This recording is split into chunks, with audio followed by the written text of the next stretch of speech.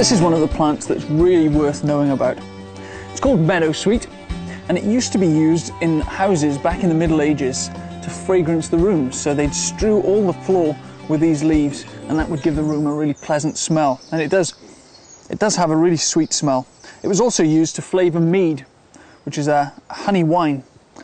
Now, from a survival and bushcraft perspective, its main use is a medicinal one. And if I just rummage around down here and pull some of the root out, I'll explain why.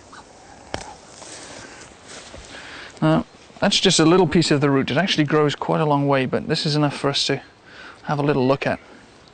Beautiful pink colour. And the smell, obviously you won't be able to smell this, but it just takes me straight back to childhood, because the smell of meadowsweet is exactly like the smell of germaline. So when you're 6 years old and you fall over and you cut your knee and your mum sticks germaline on your knee, that's exactly what this smells like. So it's a very useful antiseptic. You can either use it as a poultice by mashing this up and putting it on a wound, or maybe making an infusion with some warm water and using that as a wound wash.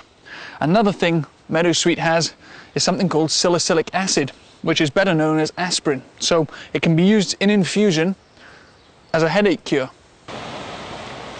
Now, this plant's called yarrow, and it's a useful medicinal herb.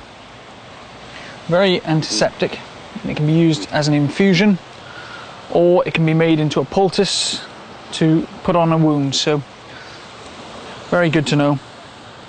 Antiseptic plants are probably the most useful of the medicinal plants that we could find, because infection in a survival situation is very likely to be a problem. So the slightest cut, if it becomes infected, will cause you a problem. So knowing which plants can actually be used to prevent infection could save your life. Definitely worth bearing in mind. This is a really nice patch of scurvy grass here. One of the more useful plants to find on the seashore. Called scurvy grass because it was very commonly kept aboard ship, pickled, to prevent the crew from coming down with scurvy. And has a slightly unusual taste, slightly peppery, but not unpleasant at all. So worth knowing what to look for, even if it's just as a preventative against any deficiencies, and help to keep your immune system up. The A to Z of Bushcraft is now out on DVD. Support the series. www.azbushcraft.com.